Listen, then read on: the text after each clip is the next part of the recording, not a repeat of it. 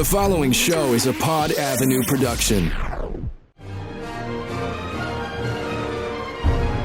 You are cordially invited to have dinner with the King.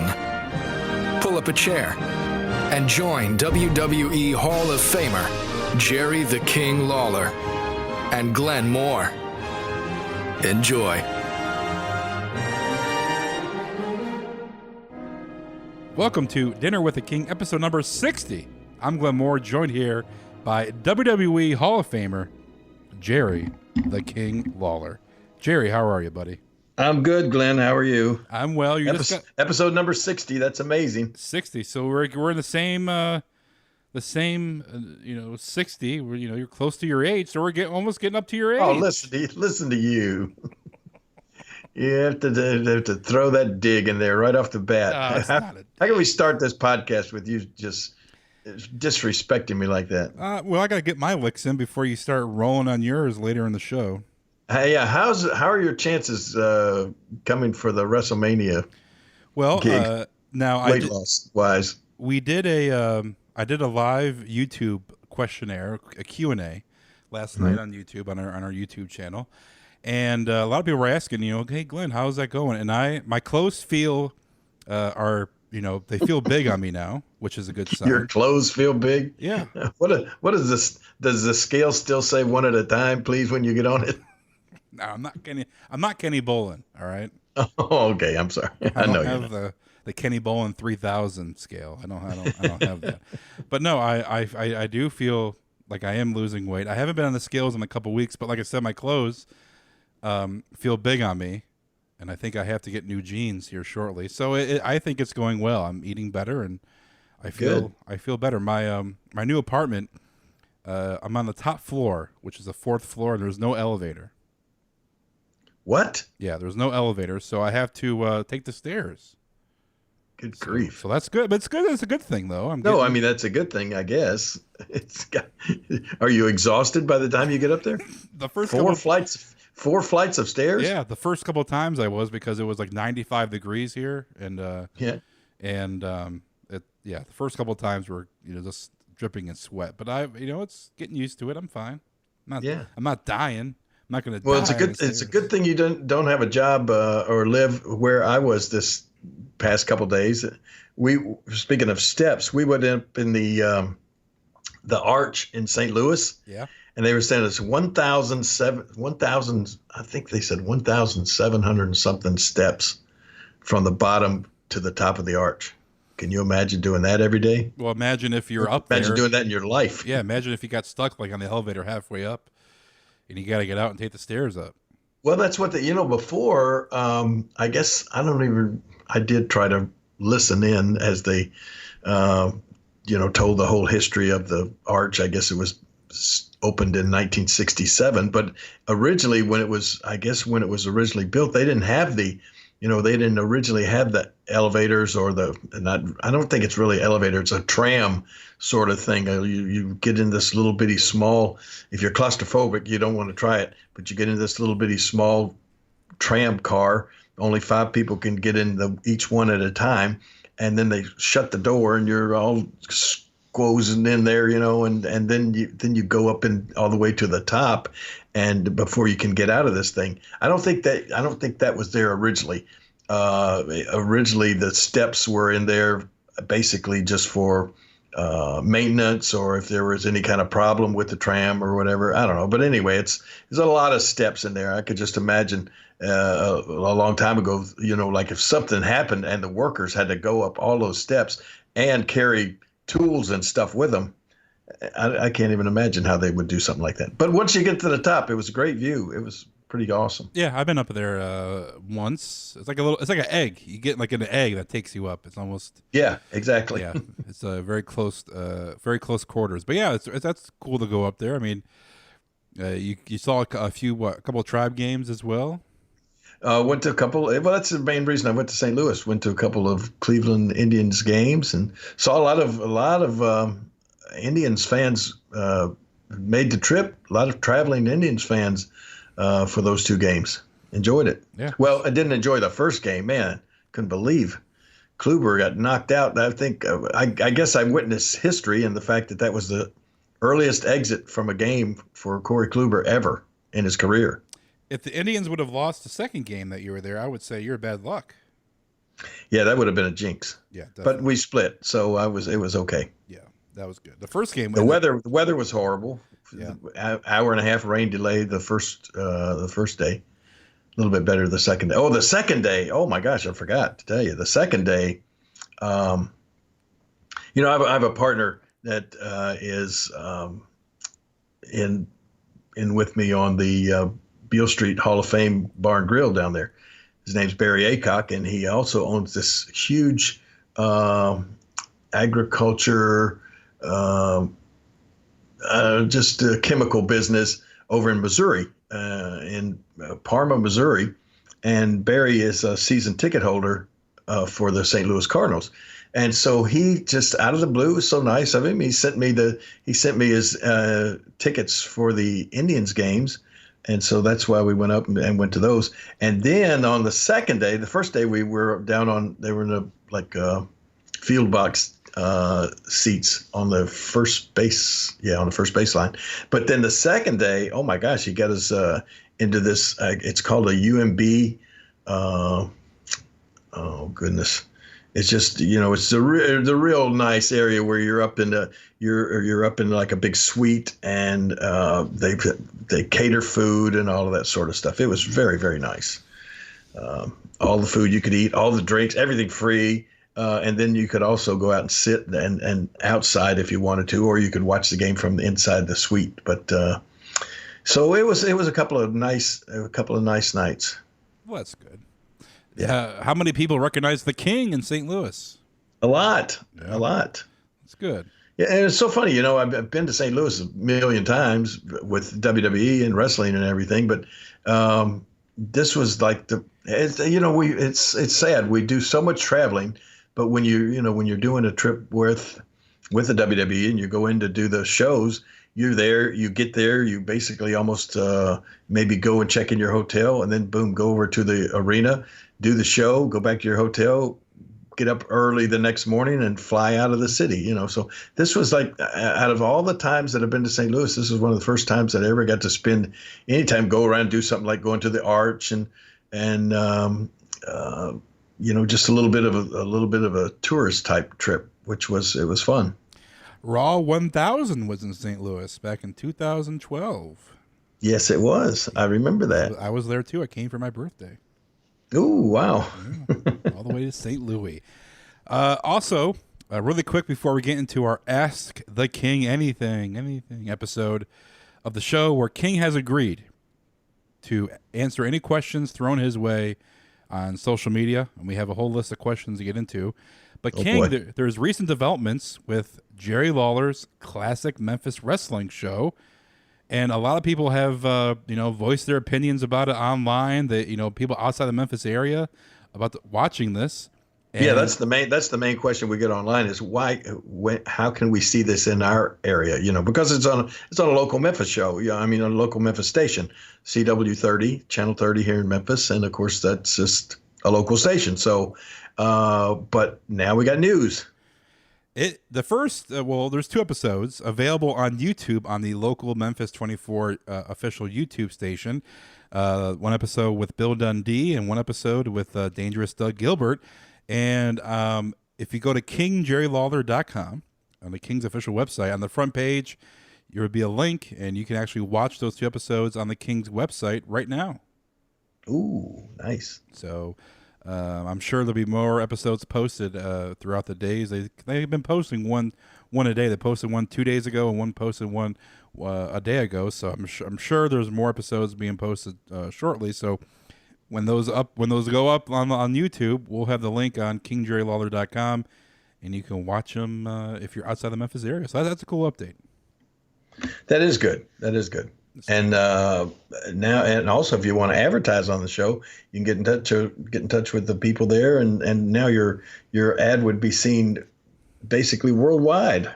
That would be awesome, wouldn't it? Yeah. If you go to KingJerryLawler.com, you can go to his shirts. People have been posted pictures of wearing a King shirt. from ProWrestlingTees.com, and also there's a store. And when the King does his part in his end, you'll be able to purchase some 8x10s, signed. You can have some commissioned artwork, and some other items that are available for sale from the King. So that would be KingJerryLawler.com. Yeah. There you go. All right, King, let's get into... I got some big news, too. I got all sorts of entrepreneurial... You're having a baby. No, not that big of news. We every week we enjoy my barbecue sauce here at the restaurant and out on Germantown Parkway at Jerry Lawler's Memphis Barbecue Company. And now starting, I think it's, I've got to look back at the date, but I think it's July 7th. Our barbecue sauce and rubs are going to be in a lot of Kroger stores all throughout the state of Mississippi. We're starting out slow, throughout the state of Mississippi. Then we're going to move to Tennessee. We're going to go all over the place. But that's our debut is July the 7th with our barbecue sauce. It's going to be available in the Kroger stores throughout the state of Mississippi. That's pretty cool. Yeah, and also they're available on the website, JerryLawlerBBQ.com. You can actually buy those sauces and those rubs online as well. Yeah. So if you are outside Mississippi or Tennessee and you want to eat like the King, there you go. Can order it online, and they have merchandise as well, and everything on JerryLawlerBBQ.com. So a lot of websites are throwing at you. Best bet is just to go to KingJerryLawler.com for all your Jerry Lawler needs. Right. And speaking of July, what's the biggest holiday in July? July 24th, my birthday. No. Good old 35 years old. Oh, yes, I know. You're the annual observance of the glorious arrival of the magnificent one, right? That's your birthday. Do you know what day I was born? I was born on July 24th, 1983. Remember when George Brett had the pine tar incident? Yeah, I just watched that the other day. I was born on that day. Goodness. Yeah, so that's a big episode on the event that happened on my birthday. But July 4th, King. I hate to burst your bubble. Yeah, but July 4th would be the biggest holiday, I would think, right? I agree.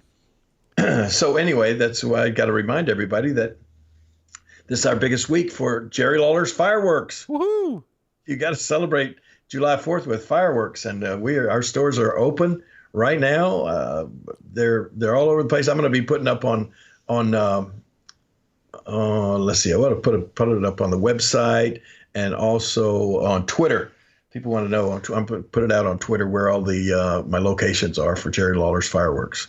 Jerry Lawler's fireworks. I know the closest one to me is you go right across the bridge over into West Memphis, Arkansas, the Mound City exit. There's like the first exit as soon as you get over into West Memphis, Arkansas, and there's my huge tent, Jerry Lawler's fireworks. Buy 5, get 1 free. No, buy 1, get 5 free. That's it. What? Can you imagine? Buy 1 firework, get 5 free. No. Yeah. Oh, yeah. Jeez, you're trying to give these. I remember when I was there in January, you had a whole garage full of fireworks. And we actually, did you raffle? We raffled them off at the bar and grill. Remember that? New Year's Eve? I do remember that. We had a whole box of fireworks in your garage. And he had a big party for New Year's Eve, and we're like, hey, why don't you just raffle these off? And I think a person won, and they were very excited about taking these fireworks home. Mm-hmm. Boxes full. And also, King, when it comes to fireworks for Jerry Lawler, how can we forget the greatest commercial ever made with Jerry Lawler riding a firework? Right. That was for Fireworks City. See, and I still, of course, I mean, Jerry Lawler's fireworks is we're like I don't know, what do you call it? We're partners with the Fireworks City. Fireworks City is all over the locations, all over the Mid-South as well. So, that was for Fireworks City. Jerry Lawler, what's your favorite firework? What? What is your favorite firework?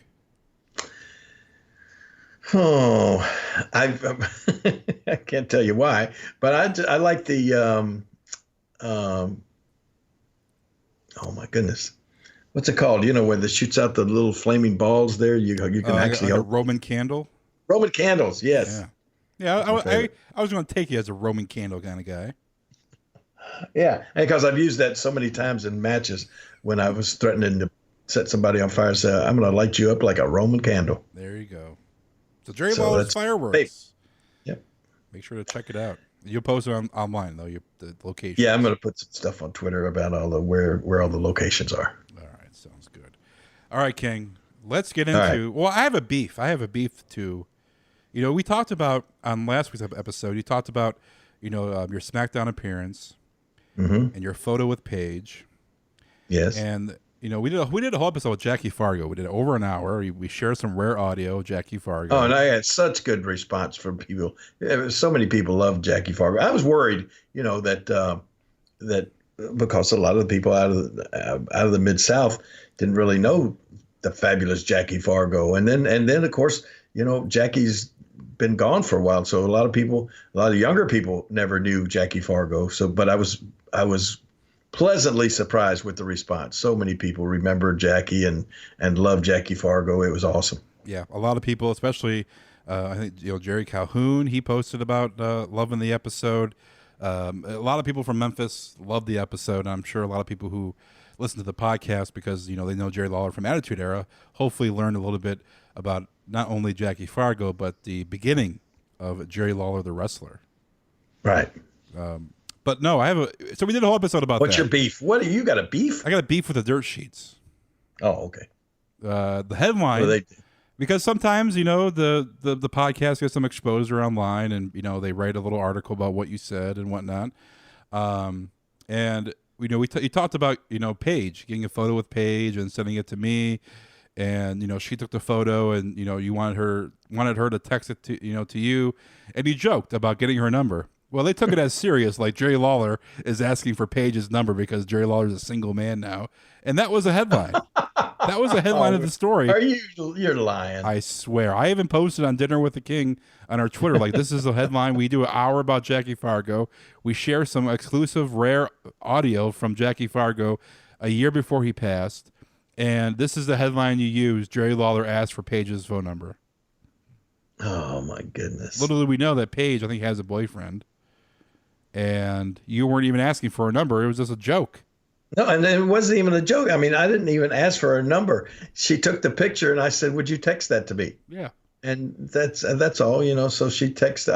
I gave her my number. She put it in her phone. She texted me the picture, and then, that was it. I never asked for her telephone number. Yeah. Good grief. It was terrible. So that was the headline after all the Jackie Fargo stuff, and Jerry Lawler asks for Paige's phone number. Ooh. Juicy stuff. Yes, exactly. Gotta get those Pages. So that's my beef of the week. That's my beef of the week. King, it's been 20 years since King of the Ring 1998. You were ringside for this event that lives in infamy and is replayed every year around this time. And when you talk about The Undertaker or Mick Foley, Mankind, this is a match that if anybody says their favorite Mick Foley match, this pops up. But when Mick Foley was thrown off the cage, off Hell in a Cell, onto the Your Announce table down below, with you and JR, good God Almighty, he killed him, and you said that's it, he's dead. And I watched that several times. People were posting it all over the place, and especially, kept coming up on my Twitter account as well. I didn't realize, and I guess when I watched it back, I was actually in shock as to what was happening. JR did most of the talking during that segment. That was where he said, something about he's broken in half and he's killed him. And I think my I don't even remember what I said. Just was like, I know I got as he was falling off the top of the cage there. But it was just amazing to see that. And when the camera shots when we hit that table, and then JR just said, that killed him. But then I guess it was like, fortunately for the people that were watching at home, when the commentators just said the guy's dead, the shot of Mick laying on the floor, his arms started moving, and you could see that thank goodness that he was not dead. And but it was just, gosh, it was just, I remember the next scene that well, I don't even know. I think they did get it either on and I don't know if it was actually on the pay-per-view or on video, but I know they got some still shots of it. But when Mick raised his head up and it was just the way he was laying, it was just like looking right at JR and I, and he got this silly looking smile on his face. And when he did, I realized his tooth was sticking out of his nose. I mean, it had knocked his tooth, one of his teeth right out, and it was coming out of his nose. It was just the most insane looking sight that I'd ever seen. And I know I was like in shock. It was just like, I couldn't believe what I was seeing. And then he was later on in that same match, he was chokeslammed through the top of the cell and landed hard, and he continued the match. But I mean, as a commentator, honestly, that to me looked worse. I mean, when he just fell, the cage, just the top of the cage broke open, and he fell all the way down. And it looked like he landed right on the back of his neck. I mean, that's the one I don't understand how he survived. Because the one off the top of the cage where he landed on the table, when you kind of look back on it, that was kind of a little more controlled by Mick. He was just leaping there. But man, when he fell backwards, when he just was choke slammed, through that cage, that to me just looked. That's when I thought he was dead. I mean, as a commentator, you're right there. He's at your feet basically, and Mick is a friend, and when you see something like that take place, I mean, is it instinct to check on your friend, because that's a big incident that happened, or you have to refrain, you have to stay in character, so to speak, that you're just watching, you're not helping, or you're not rushing to the aid? Is it hard for you to? No. At that point, and especially in a match with Mick, you just almost expected anything to happen. Yeah. So I know JR and I were under the, we were going to stay in character. We were going to stay and continue doing the broadcast no matter what happened with Mick. But especially the thing with when he fell through the cage. If you look back on that, a lot of the people around the ring. And that was, we had trainers and doctors and that sort of thing. They all did rush in to check on him at that point. So it was really no use for. I mean, JR and I were certainly concerned, but there was no use for us to get up and take our headsets off and try to go into the ring or anything. Right. And you guys had no clue that was going to be taking place, though. Obviously. No, none whatsoever. Jeez. Well, my Mick Foley incident that kind of not haunts me at night, but if I'm going to pick something that makes me cringe, it's the Royal Rumble match between The Rock and Mick Foley, where Foley was handcuffed and The Rock is just doing chair shots in his head over and over again. Just that is hard to watch a little bit, just because of just The Rock is just rearing back and just like swinging a baseball bat at his head. That one's hard to watch. If I had to pick a Mick Foley, event, because he's done a lot in his career. He's taken a lot of crazy bumps, but those chair shots, unprotected chair shots, are kind of hard to watch. Yeah. So that was. But you're right. I mean, if you just had to sit here for a minute or two and try to think of what's the craziest thing you've seen Mick Foley do, I mean, going through the tables with fire and the thumbtacks and all the barbed wire bat and I mean. Good grief! It'd be hard. Of course, you just chose your top moment, but I don't even know what I would try to come up with. Remember the time was it? I think he was Chainsaw Charlie or something like that. And they put him in like a dumpster or some sort of thing that they ran it off of the stage. Yeah, or seemed like it was outside. No, that was inside. They that was Chainsaw Charlie was Terry Funk, and he had Cactus Jack. They put both of them. Yeah, Cactus Jack and Chainsaw Charlie. They put them both in the dumpster. They tied them shut. And the New Age Outlaws, Billy Gunn and Road Dogg, they pushed them off the Raw stage, off to the side, which is like about a 6-foot drop. And when they opened up, I think Mick was like, or Terry was like spasming, like he's out of it, and the guys were just, being helped out of it. But yeah, that's another event. Well, he was thrown through a flaming table by Edge at WrestleMania. That was one. He was also he broke through the top of the Hell in a Cell in the match with Triple H, where he landed on his butt and like went through the ring. Put a big indention into the ring. And then he had those death matches with Terry Funk way back before, his WCW, WWF days. So I mean, he's a crazy son of a gun. Well, and you know what?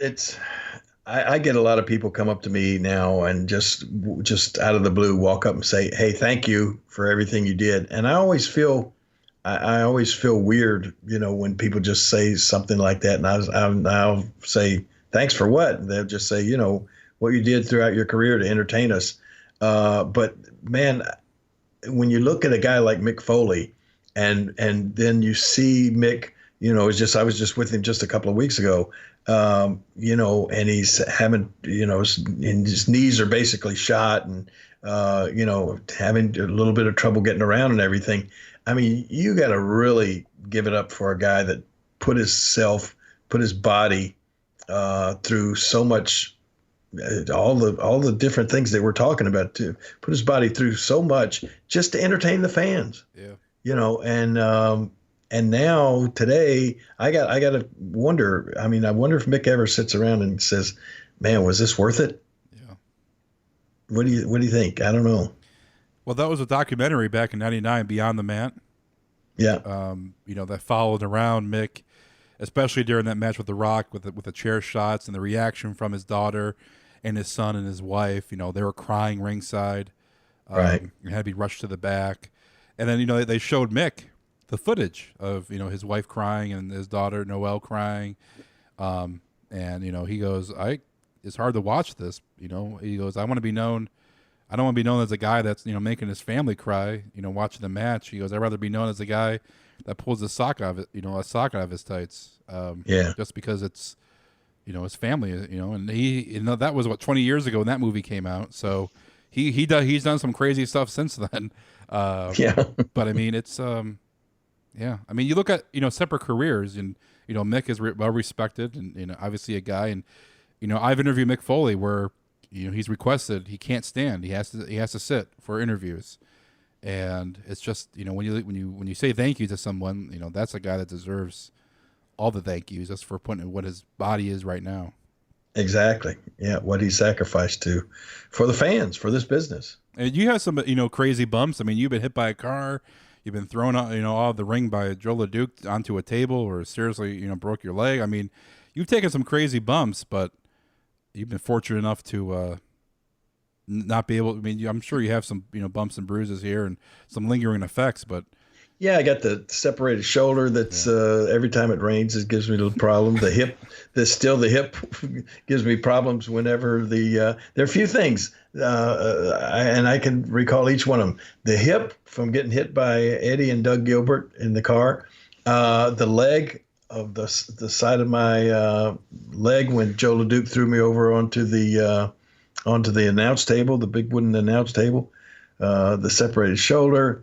And then, but now, just over the years, I guess the thing that bothers me most now is just, the knees. And after all of those matches of doing the jumping off the second rope with the knee drop, with the, fist drop, never wearing knee pads my entire career. And, it's probably a miracle that I can even still walk around. But the knees start. I mean, I still play softball and try to run around and everything as much as I can, but there's pain there every time you get up or walk around a little bit, or especially trying to run. There's a little bit of pain in the knees now. What, you're going to be 69 in this year? Jeez, please give it a break. Bob, you're not ever supposed to mention that. But come on, I mean, you have to, because of the fact of you're still active in the ring, you're still wrestling, you're still making appearances, you're still active, playing softball. I mean, and when I hang with you, it's like it's not like you're gonna be turning 69. It's more like you're turning 49. So I mean, it's kudos to you, and I don't see as a bad thing because you're not a regular 69-year-old man. I think you're still like, you're in your 40s, man. It's a good thing. Oh, okay. Thank you. Yeah, it was fun the other night. The other day at the Six Flags in New Jersey, we had the big tag team match, and I was partners with Ryback, and he was in there looking like Superman and everything. So I felt like I really had to at least hold my own in there. So I did the drop kick and a couple of other moves, and then of course now you get as soon as you do something like that, you get the chant from the crowd that says "You still got it," Just start that chant for you. But one of the worst chants in wrestling. One of the worst chants in wrestling. Yeah, and what I always say is, I still got it. Problem is nobody wants it. But anyway, it's I can still or feel like I can still do most of the stuff that I've always done throughout my career. Might hurt a little more, but I can still do it. Come on, man. You got what 31 more years till you make it to 100 years old, man. I want you in the ring on your 100th birthday or somewhere. You got to wrestle a match when you're 100, man. That's the goal. Okay. It may be on 2K. What would do 2K 100, but man, 31 years from now, I'll be 60. I'll be turning 66 myself. Wow. Jeez. It seems. 100. It seems close, but in reality, it's so far away. Oh yeah. Right. It's a whole life. It's so far away. Well, neither one of us will ever make it there. Probably, the way I am. The cool thing, I've told you this before, Glenn, that is. Your body may, but and quicker or slower than others, but your mind doesn't really age. Right. I mean, honestly, I still in my mind, I think I'm like a 20-year-old. I mean, I still think that way, and I think everybody does. Your mind, your mind doesn't really age. Thank goodness, unless you let it. I think I think people can get themselves into a mental state where they just go downhill but I think that's something that you do to yourself. Well, that's what I say, and you've been fortunate to have a very good life with wrestling and be able to travel and do, fun things and be able to go to St. Louis to watch a couple of ball games. I mean, you're not sitting at home thinking, when's it going to end? You're living your life. You're doing, I mean, people get around that age. It's, people grow up, their family grows up, kids grow up, they have their own separate lives, and it's hard to, sometimes maybe in your mind you're thinking, okay, well, what should I do next? What can I do next? But you got to keep having fun, man. Keep going, keep having fun. There you go. Speaking of fun, that question about the Mick Foley King of the Ring 98 was from Stephen James Sutton on our Facebook page. Another question coming in. This is our Ask the King Anything episode, another one of these. King, we all know pranks and ribs are a part of the wrestling business. You've shared a couple Jackie Fargo ribs on last week's episode, and I'm sure we're going to do a whole episode about Fargo's ribs. Now, wrestlers. I've still been, since we talked about that, I've still been trying to figure out how I'm going to put into words some of the funniest ribs that Fargo used to do in the dressing room when he had no clothes on. And it's going to be that was Fargo's specialty. I mean, when he was getting undressed or getting dressed for the matches, that's when his ribs would start. The best ones. I mean, so but anyway, that'll come on the Jackie Fargo rib show. Yeah. But we hear about stories like wrestlers pulling ribs on each other, but a question comes in about Vince. Vince as the the billionaire, the boss, the guy in charge. Has Vince pulled any ribs on the boys, King? Oh my gosh, are you kidding? Without a doubt, Vince is a great ribber, and you can't. Usually I think when somebody pulls a good rib on you, you try to get them back, but most people, when you get ribbed by Vince, you think, well, I'm not going to be able to get revenge on Vince McMahon or anything. But yeah, I've heard about different ones and everything. One of the things I got to go to Vince's to his home one time. Ooh. And somebody was telling me that be careful if you're outside and he walks you around the swimming pool. Apparently that was one of his, no matter who it was. I mean, it might be just like a big businessman or one of the wrestlers or one of the agents or whatever. But Vince was notorious about just walking along with somebody and talking, and then all of a sudden, out of the clear blue, just shove them fully clothed into a swimming pool. And then when I first started in WWE in '93, I think it was, and we were getting ready to do the pay-per-view out in at Caesar's Palace. And we were walking around this big fountain there at Caesar's Palace. And I realized later on I probably should have just gone ahead and gone with it. But Vince and I were walking around, and I was just new there in the WWE, and I didn't know what to think. But all of a sudden I'm walking and talking with Vince McMahon around this big Caesar's Palace fountain outside, right? And then all of a sudden he just shoved. I mean, he went towards me with a shoulder tackle and was going to knock me into the fountain. And I dodged out of the way, and Vince wound up going into the fountain with his legs and everything, right? And I realized later, like, oh my gosh, that I screwed up his rib, and I probably shouldn't have done that, but. That's one of his favorite things. Push people into the pool. Let's see, one of the times I got on a plane with Vince, and you get on this nice personal Vince's jet and everything, and he says, "Here, King, sit right here by me," right? So I sit down in the seat next to him, and you're trying to be so you don't want to screw anything up or anything, and so they close the doors up, and all of a sudden Vince gets over and he's got this bottle of the hand sanitizer, right? And he shoots a little bit in his hands, and he does the hand sanitizer in his hand, and then he says, "King, you want some hand sanitizer?" And naturally you're going to not say no, right?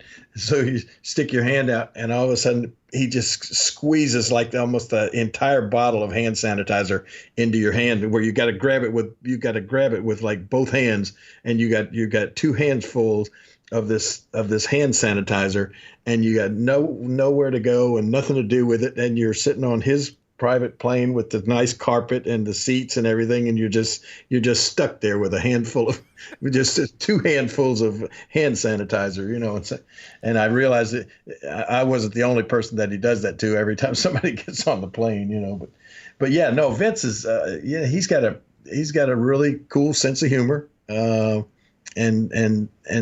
when it comes to wrestler ribs,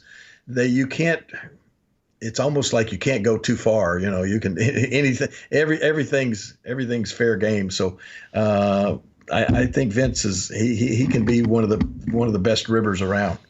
There's some crazy Vince McMahon stories out there. And these have been told on Jericho's podcast and Stone Cold's podcast and Bret Hart's book and whatnot.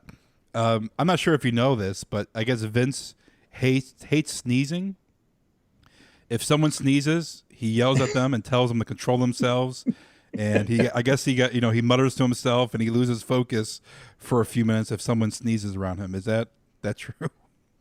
Well, yeah, he doesn't. Vince doesn't like for anybody to be sick or have anything wrong with him around him. He doesn't believe in that. It's like I think he feels like he never gets sick. He doesn't expect anybody else to. But yeah, he doesn't like sneezing. I remember in early on, long time ago, when I used to go to the production meetings, and there'd be like maybe 50 people in the production meeting. All the crew and the agents and some wrestlers and announcers and everybody sitting in these production meetings that would just sometimes seem like they would just last forever. And I think Vince would just love if, I mean, he was always, there was like it was like you're in a big classroom.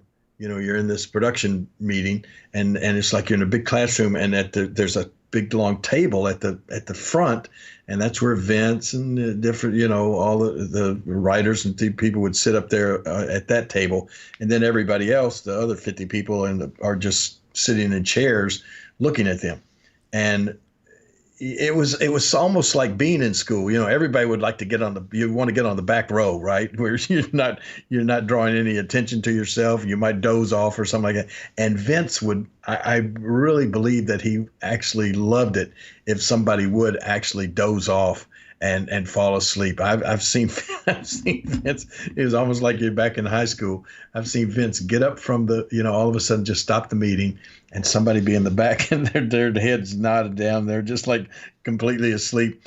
And Vince would go like sneak all the way back to their table and just like pick up some book or something like that and just slam it down right on the table in front of them. Just like, whoa, you just scare the heck out of them.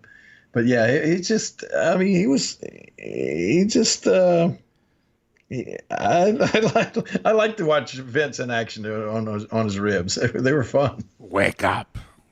Yeah, wake up. Wake up. Jonathan Coachman talked about a prank on ESPN that Vince pulled on him. He had Vince had real police arrest Jonathan Coachman for running a bending pole at work. And Coach said when the cop car finally turned around and brought him back to WWE headquarters, he openly wept in relief and rage. That's not his it. I mean, Vince would, he's probably the top guy when it comes to ribbon. I mean, he would go to extreme, just like something like that. I mean, he would go all out on his ribs. Yeah. And there's plenty of other stories that aren't PG that are out there about Vince. There's another one from Mark Henry. He said that Mark and Vince were working out, weightlifting. And we all know, Mark Henry, he was the world's strongest man. And we know Vince is a big bodybuilder. I mean, this guy's jacked himself. So I guess Vince tried to out-rep Mark on, doing weightlifting. And I guess Mark let Vince win. And then the next day, Vince called Mark and said that he was in great pain, and then he made a terrible mistake trying to outlift Mark Henry.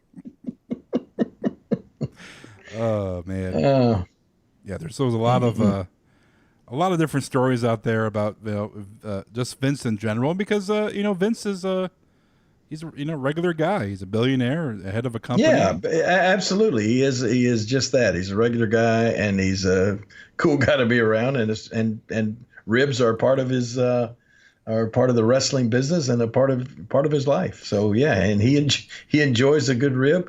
I'm trying to think if I've ever seen Vince get ribbed. I can't recall.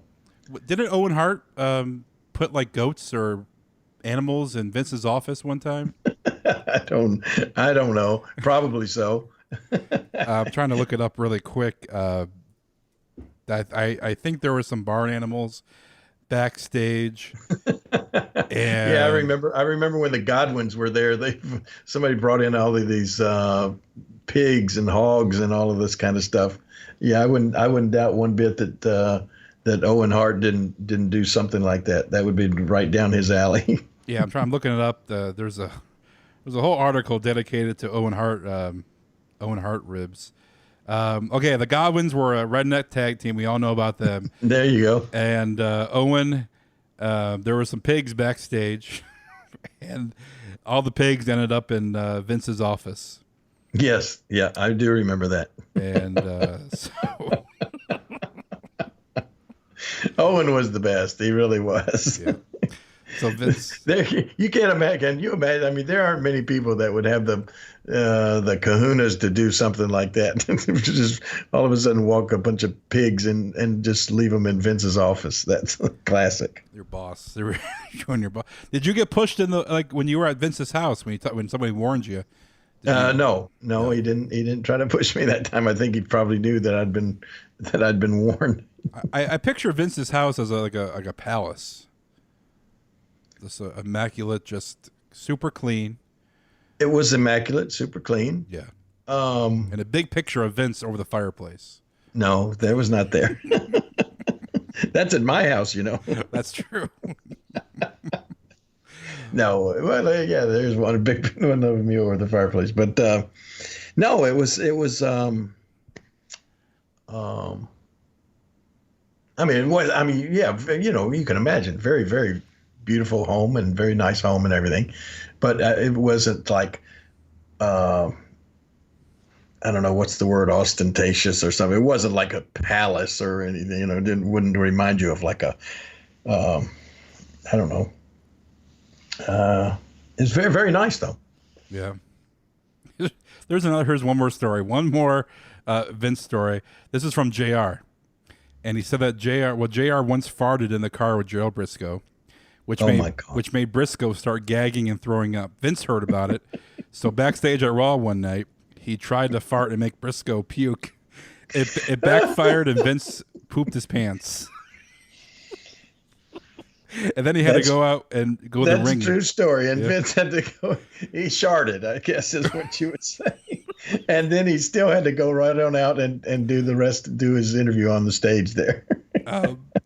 Yeah, I guess JR said that all the production people in his headphones. Poor Jerry Briscoe. You could just, he had a very weak stomach. And you could just tell him a story or just talk to him about anything. And especially if you did something like that, you know, if you passed gas right in front of him or something. Yeah, he would start gagging and acting like he was going to throw up.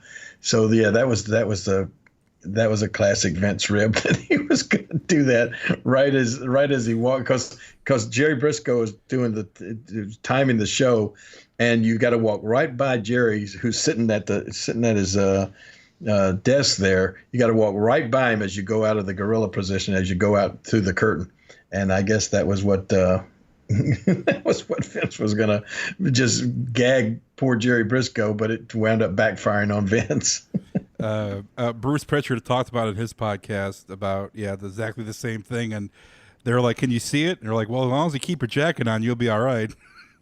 And I guess they instructed all the cameras to have keep the shots waist high, so there was no sign of Vince pooping with the dookie. Oh gosh! How did this conversation get into this? We could tell Vince stories for days. Have you ever had an accident in the ring? Probably everybody's had a little bit of an accident in the ring, I would think. Do you care to elaborate, King? No, I don't. No.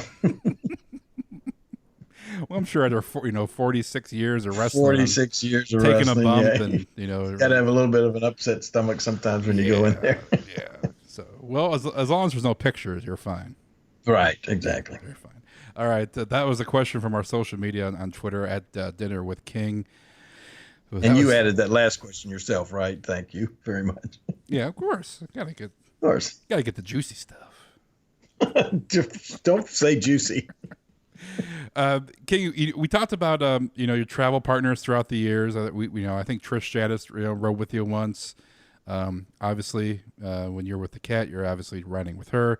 But can you? A person wants to know some of your other riding buddies throughout the years. Oh, I mean, what? Like travel, like for Raw. If you're going from Raw to SmackDown, or you're traveling to the airport. I mean, any traveling buddies that you had over the years, especially traveling for WWE? Oh my goodness, I mean, just any of them that I can never really stop thinking. I can just when I first got there, I traveled a lot with because I traveled a lot with the TV crew, because I was having to come up there and work in the do the voiceovers and the opens and closes and stuff there at the TV studios in Stamford. And so I met a bunch of the people there. Oh gosh, Adam Panucci and Terry Filippetti and a bunch of that crew.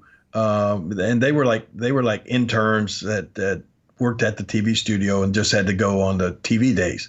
So they were like friends that I'd hung around with, more so than the wrestlers at the time, because I was just coming in kind of by myself and everything, and so I did a lot of trips with the TV people at that time. Then then after that, my main travel partner was JR. It was just almost every single week, JR and I would, jump in a rental car, and I would drive, and JR would sit over there, and we would just, I'm trying to think. Every now and then, there like a deal like just Trish Stratus or somebody would need a ride. I mean, oh gosh, I mean, at one time or other, I've ridden probably with just about everybody. I remember for a while there when, like you said, when Stacy or the Cat and I were married, and we had she had a little bit of a deal where she was partnered up with China. Yeah, China, and then so a lot of times we did some road trips with China and Triple H, and God, I don't know. I mean, just that's something you didn't really even think about. I mean, it would be no big deal for somebody to say, "Hey, man, can I jump in with you to the next town or something like that?" So, I could travel with everybody at one point in time, but mainly JR was my main travel partner, and somehow JR and we would just say this every single week. We would get lost at least once every week, no matter what town we were going to. And then once we got to the town we were going to, we would inevitably wind up in the worst part of town, where it looked like we were going to be, carjacked or our tires taken off or whatever. We were always looking for a buffet or something and wound up in the wrong part of town, But no, we traveled mostly just JR and I. Now, the fan of me, King, I mean, I know as a not non-fan would know this answer to this question, but I envision, when the King and JR are driving in the car together, they are still doing commentary. Someone cuts you off and JR goes, "Good God," or something happens where absolutely we would. He would. Just trying to think of some. Or you see, you see a hot girl drive by, like Chevy Chase. You see a hot girl in the Corvette drive by, and you're like, "Ooh, puppies!" Or so, just staying in character, which I know is not the case, but the fan in me can envision JR and the King. That's what you would envision us looking like. Yeah. Well, speaking of you, at one point in time, there was poor JR. Thank God he's stopped that now, but he used to be almost like a chain smoker. And he would just smoke all the time, and I could not take that, So we would have to stop every few minutes for JR to smoke. He wouldn't, thank goodness, wouldn't smoke in the car or anything. But that was the only thing that I didn't like about traveling with JR was the smoking. But then he stopped smoking, thank goodness. Yeah. But no, I mean, JR and I, we would just talk, man. We would just talk about anything. I mean, we were just like two best friends. Driving down the road, we'd always be looking for a Cracker Barrel restaurant to go to, and we'd talk about food. We'd talk about the different the matches from the night before, or who was gonna what angles were going on in the business, just everything. That's good. Another question, a couple more before we wrap it up. I know we don't like to put people down on the podcast. You don't like dishing dirt on people in the business, King, but there's a question. Maybe you can answer. Who is the most overrated wrestler you ever worked with? The most overrated wrestler I ever worked with. Maybe they were popular, maybe back in Memphis or a territory that you just never. This was never, as yourself, as a guy that booked matches and worked with everybody in the business, that you're just like, I don't see why this guy is so popular or even coveted as a wrestler. Man, I don't know. I don't know. I never really looked at anybody like that. Mm-hmm. I mean, I've worked, like I said, mainly with top guys all over, throughout my entire career. And I never looked at anybody and said, God, how did he get to this spot? Or, what do people see in this guy? I was, heck, I can't really think of anybody that's, that I would throw into that category. I mean, can you tell me somebody that you think is overrated? Well, as a fan now, Yeah, as a fan, knowing why this guy had a job for so many years and different characters and his career, Brutus the Barber Beefcake, is one guy that the only reason why he had so many gigs and big contracts was because he was buddies with Hulk Hogan. So I feel like that's overrated in my book. Well, I don't know. I mean, you never liked his work. You didn't think that they did anything good with him. I mean, you didn't like the gimmick, Brutus the Barber Beefcake. No, I mean, this goes back to even when he was in Memphis with Hulk, and Hulk said, hey, have him work here too, and I'm sure. Yeah, well, that was true, but I mean, he was green as a gourd then. He hadn't even been in the wrestling business, but he was like best friends with Hulk, yeah, or with Terry, and so I mean, Terry, I gotta give him credit for the fact, the loyalty there, that he would stick his neck out and risk his own bookings because this guy was his good friend, and he said, I mean, I can't tell you, it reminds me of the time that Mickey Mantle came and was on my TV show there in Memphis, and he had 5 guys with him, Moose Scourin, oh my gosh, now I'll never forget. I got they all autographed this one letter that Mickey Mantle wrote to me. But anyway, all these guys said that the only way we get booked anywhere right now to go to do appearances and stuff is because Mick tells the promoters, hey, if you want to book me, you got to book my friends.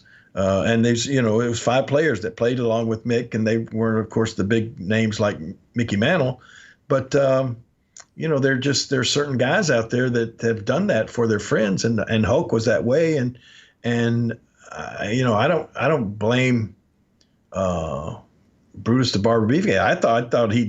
I thought he finally did well with what he had, as far as building that. Of course, the WWE built that gimmick into being something. But I mean, how was Brutus the Barber Beefcake any different from any other gimmick that guys were using back in those days? Everybody was a gimmick. Well, in WCW, I know you weren't part of that, but he was the Zodiac. He was the Big Brother Booty, the Booty Man. He was he was a disciple in the NWO. He was Eddie Hogan. I mean, he kept trying. Can't give him that. But I feel like if he wasn't friends with Hulk Hogan, he wouldn't make it in the business very far. And I know the wrestling business, it's all about who you know. It's all about getting promoted. So kudos to him for being able to have that avenue. Yeah. And you know what? Now that you mentioned that, I can harken back to the days when I first started in the business, and I was working for Nick Goulas and Roy Welch. And all of a sudden, Nick Goulas' son, George, who was, certainly didn't look anything like a wrestler, had no wrestling background or anything other than the fact that his father was the owner of the company and the promoter. All of a sudden, George got the wild hair that he wanted to be a wrestler. And Nick said, well, he's my son. If he wants to be a wrestler, I own the company. I'm going to make him a wrestler. And my son's not going to be a preliminary wrestler. He's going to be a main event guy. So Nick took George and threw him in with, guys like Jackie Fargo and Tojo Yamamoto, who were the top guys in the territory. All of a sudden, George was their partner wrestling in the main events. And he just wasn't very good. He just wasn't, he wasn't physically gifted or athletically inclined enough to be believed or as a top wrestler. And so, there that kind of stuff has happened, throughout the business, throughout the years and stuff like that. But heck, I somehow got in the business without having any family or having any involvement in the business. But a lot of people, get into and get where they are going just simply because they're kind of born into it, or they have family members that are influential in the business and everything. And so, but I don't know, other than George Goulas back a long, long time ago, I can't really think of anybody. And most of the guys that I've known that got into the business because of family turned out to be very deserving and turned out to be really good wrestlers. So it's not many that I can look back on and say, man, why is he so popular, or how did he get to where he got? Yeah. And as a fan, you look at like Goldberg or even like a Hulk Hogan. They might not be the best, quote unquote wrestlers, but they made a ton of money, and they were very popular with fans. So you can say, in one aspect, that okay, maybe they're not the best wrestler. They can't wrestle like a you know what, and Glenn, I've said this 1,000 times during my career. It's so much more than wrestling ability. Right. I mean, it's being able to connect with the fans. It's being able to talk. I mean, on your promos and on your interviews, I've said it a million times. I think a person that is a really good talker and just a so-so wrestler will make it a lot further in this business than somebody that's a really good wrestler and a so-so talker. Right. I mean, because it's about, it is entertainment, and it's about connecting with the fans, and you do that by talking to them and through the promos and things. And you're right, Hulk Hogan, no, he'll be the first to admit he's not the greatest in-ring wrestler at all. But, as far as talking to the fans and getting the fans to invest in him and identify with him, he was as good as they come, And I think you can look around the business and see the guys that really made it a long, long way. It's from their talking ability, their promotional, their promo ability. I mean, I certainly feel that way about myself, and even The Rock and Stone Cold Steve Austin. They'll probably not be remembered for their in-ring ability. They'll be remembered for their charisma and their characters and the things that they said during their careers. And that's why I don't get, in this day and age with social media and the internet darlings that are, favorites by people on social media, because they can do a 650 off the ropes, or they can do all these flippy moves or a big spot. All that stuff doesn't matter if you can't talk into a mic or the crowd isn't invested into you, because they're going to forget that spot in 30 seconds anyway. Yeah, and in reality, everybody can do those spots. Right. Everybody that's in the WWE can do all of those flips and flops and all that sort of stuff. The difference is the personalities and the things that they are able to, like you said, get the fans invested in when they talk to them. So that is why I've always subscribed to the theory that somebody that's a good talker is going to make more money and be remembered more than somebody that's a good wrestler. Branching off this discussion, that's probably the last question, but if you're going to measure a success of a wrestler through the whole career, is the measuring stick the amount of money they made while wrestling? Is that like the ultimate? Is it, it's not titles won, it's not main events, it's the amount of money that you able to make in your career? Is that fair to say? Oh, I think probably a lot of the wrestlers, especially in the past, used to look at it that way. But then, as far as like you measured success by how much money you made, I think from the fan standpoint, it's certainly a different success is measured in a different way. And I think now it's changed as far as wrestlers go as well, because the money now is, it's so much different than the money that it used to be.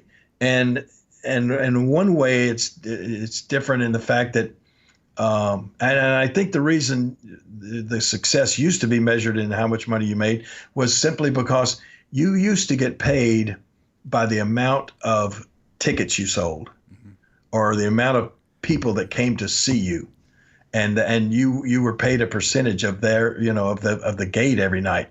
It's not that way anymore. You got these big TV contracts. You guys got you get a guaranteed contract whether you're going to make X amount of money. Whether it's like football or baseball now, and it didn't used to be that way. So that's how this measure of success has changed over the years. That's a good, healthy discussion, King, on the state of professional wrestling and who's overrated and who's not. I just, in my mind, if I saw someone on TV that I just didn't care about, and they continue to get pushed, or continue to get higher up on the card, and I didn't really care for it, I view that as like kind of being overrated, maybe at that time, at least as a fan. And I know behind the scenes is a whole different story, but as a fan, that's how I viewed maybe being overrated. But that's the first one that comes to mind. But it's just like, that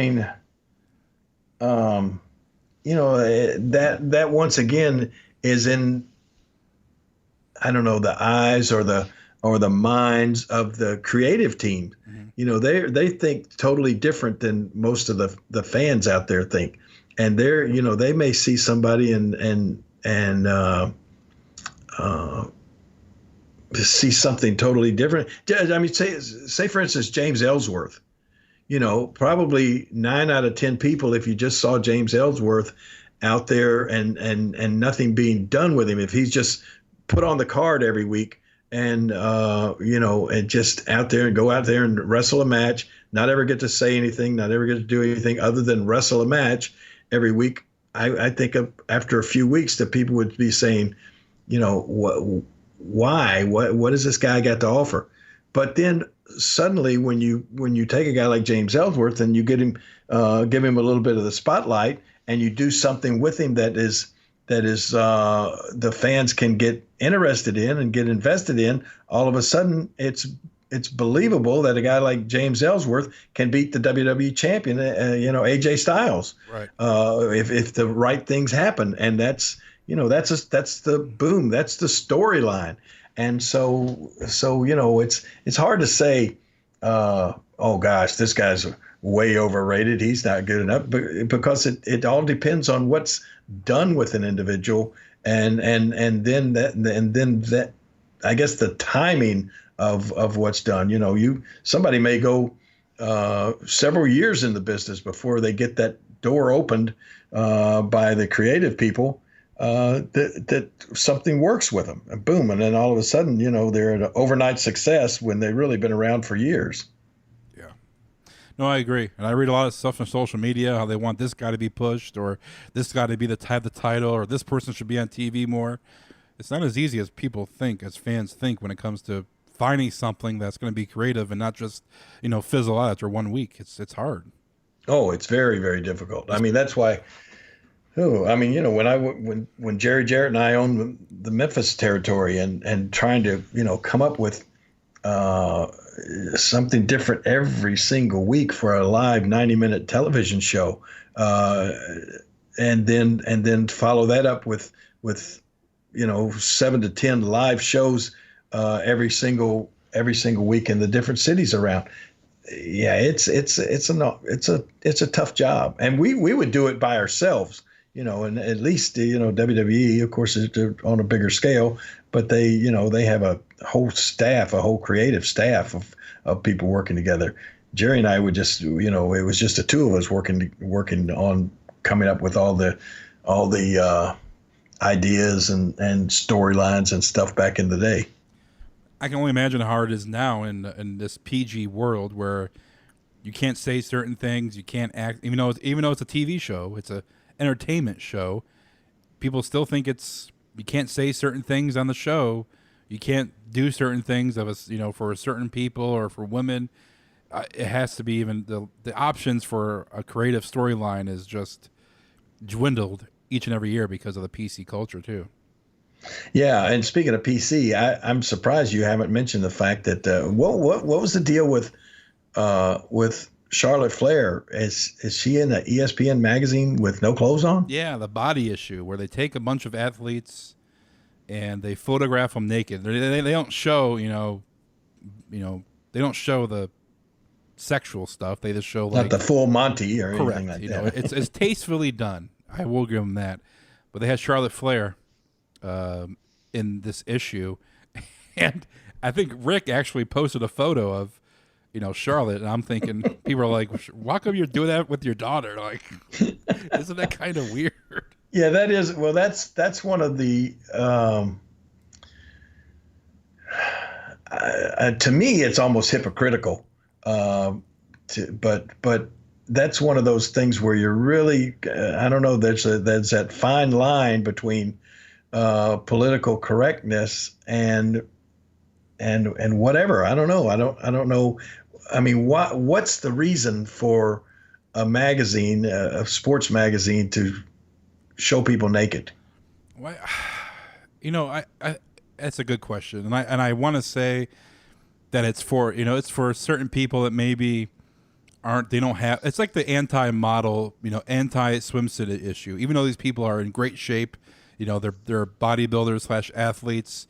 They're not the quote unquote typical model looking person. So there's a couple like women that one lady's a softball player, so she's more thick, more muscular. Charlotte's more muscular. So I'm trying to explain without getting myself in trouble. But yeah, no, I'm just saying though, what type of people, who wants to see these people naked? I mean, I don't, but it's like a tastefully done. It's like a you're gonna get me in trouble because I want to say something that is not. I'd love to put you on the spot. Yeah, definitely. You'd love to do this to me. I just don't. I don't. I mean, it's cool to see. Do you buy that magazine? No, I don't buy magazines anymore. Are you kidding? I don't even buy even other magazines. I read them online. But no, I mean, I looked at the photos, but it's one of those things where I'm not going to be keeping an issue or keeping the photos or being like, oh, I'm going to hang this on my wall like you would do back as a kid when you get a poster in a magazine or you see something online, you print them out and you hang it up. Like, I'm not going to be doing that. But I mean, it's a tastefully done photo shoot of athletes proud of their bodies. Okay. So I'm with you. I mean, but I feel, what's the point? I guess Yeah. We know the point of a swimsuit issue. You want to see amazingly attractive girls wearing next to nothing. But then again, in the body issue, I mean, there's girls they're naked. They're just not showing the parts that you want to see. Right. Oh, God. I feel the tweets coming on to Glenn Moore CLE on Twitter and the emails coming in. You didn't say anything. You never said anything. There's nothing controversial there. No, but I agree. There is kind of like it's, we don't want to call women divas. You can't call them divas anymore. You can't look at them as a sexual, being. You don't want to disrespect anybody, but then again, there's still swimsuit issues. There's still the body magazine. There's still stuff like that. I see women on social media, the girls that I follow, that, if someone calls a girl hot, like a guy calls a girl hot or wants to say that he wants to, do something to them, they say, you can't say that to a girl. But these same girls are, posting pictures of guys with tight butts in their baseball uniforms. I mean, or saying they would love to wifey up a baseball player, because he's hot. Where's the double? You can't. It has to be equal. You want equality. How can a girl say that about a guy, but a guy can't say that about a girl? Okay, ladies and gentlemen, remember this is Glenn Moore speaking, not Jerry Lawler. Right, not there. Let me do my disclaimer here real quick. Yeah, it's Glenn Moore speaking. No, I mean, what? It's just. I don't know if there is a right or wrong answer to all of that. It's everybody interprets things their own way. And I think society now is less tolerant. I mean, it's like everybody believes that if you don't believe the way I believe, you're wrong and I hate you. It's just so crazy now. I've never seen anything like it.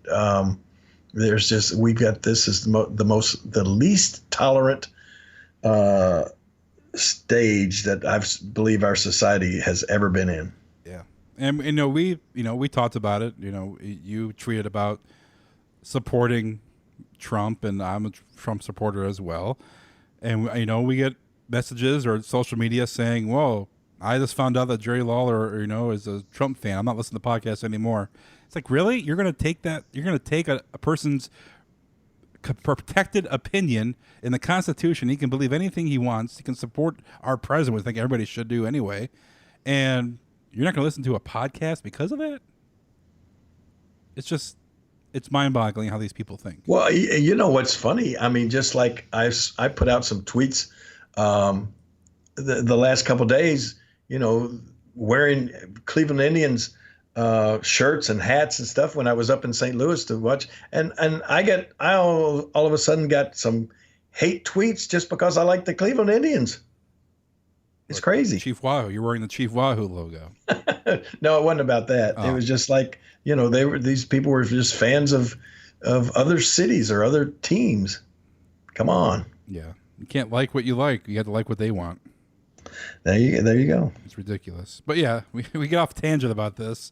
Yeah, come on, let's start with something else.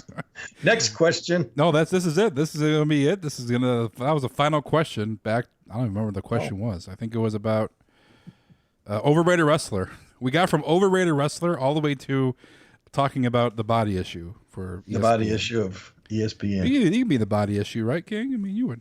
They call. Well, you know what? I did believe it or not, I did the very first nude centerfold in a wrestling magazine.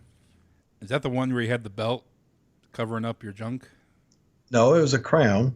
Oh, it was a crown. Crown was covering up the junk. Why is that called junk? Come on, wait a minute. Well, I'm saying in a PG manner.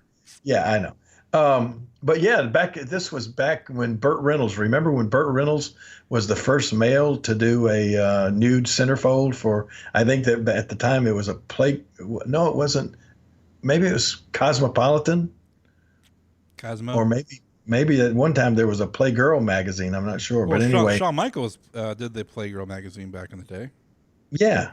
Well, I did the first one. That was the very first one. Mine was done before Shawn was even maybe born or whatever. But anyway, I did it back in the, the 70s, mid 70s or something like that, or late 70s. And it was in like Pro Wrestling Illustrated or something like that.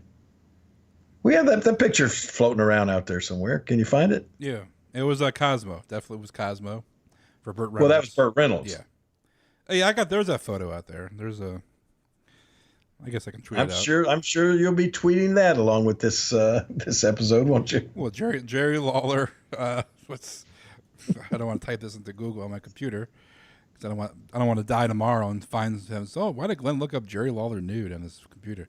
But there's a photo. You have the porn stash going on. You see it? Yeah, I see it. Yeah, it's out there. Isn't that sad? It's so crazy how this stuff just lives forever now. Did you get paid well for that, Slow? Believe it or not, we sold a lot of those pictures. Yeah, the picture sold very well. Yeah, that's an extra small crown, though. No, it is not. That was a huge crown. Maybe the biggest crown ever. Oh boy, is that we talked about some of the craziest things you've been offered to asked to do. Kinky boots was one of them. We talked about that. That never came to life. Holy mackerel! I mean, people. I mean, you're a big time celebrity, especially in Memphis. For 40+ years. I'm sure you got some crazy offers to do certain things for money. I don't know, but please trust me. Do not just go to Google and type in Jerry Lawler nude and hit images. God.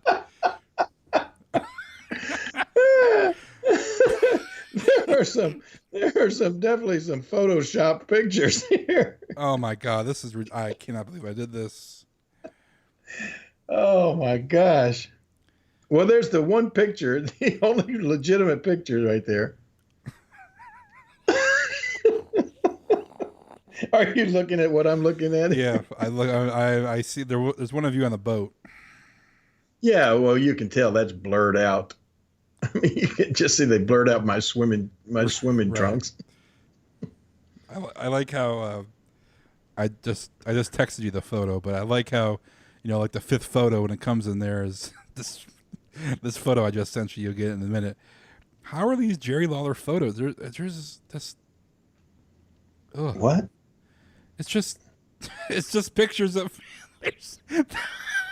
There's a picture of you in the ring, completely naked, and the ring rope is covering over your junk, and your arm is raised like you want a match.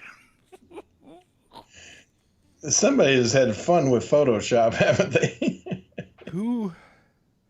Wait, you sent the picture of me as the sheriff in the movie. Yeah, it's like what is? It's like I'm being punished. Like, you're under arrest for searching Jerry Lawler nude. Oh gosh, look at that one. Yeah. What would compel someone to do this? Oh man, that is somebody living in their parents' basement that has nothing better to do with their time. Well, I remember the one that I sent you with you on the boat, and I'm like, "What is this?" And you were like pissed. You're like, "Someone blurred out the shorts," and you sent me the original photo. Right. And someone tweeted it out like, "Why is King naked on the boat? And why would he sign the photo?" Right. And I'm like, "No, here's the original. That's a fake photo." Gosh, that one you just sent, that looks like almost real, doesn't it? Well, the one in the ring? Yeah. Yeah, there. Of course, you see, I'm in a ring, and there's somebody's the referee's like holding up my hand, and all the crowd is in the background, but I'm completely naked. You know that's real. And the ring rope is covered over your junk, and the ring rope's so small, it's like, oh my gosh, it's either cold there or, oh my God. So I keep scrolling, and it's just random people. Yeah. Random people showing off this is too much. There's What? Here's another photo I'll send you. Of me? Yeah, it looks like you're it's funny. It's just it looks like you're just wearing your robe, like your king robe with your crown.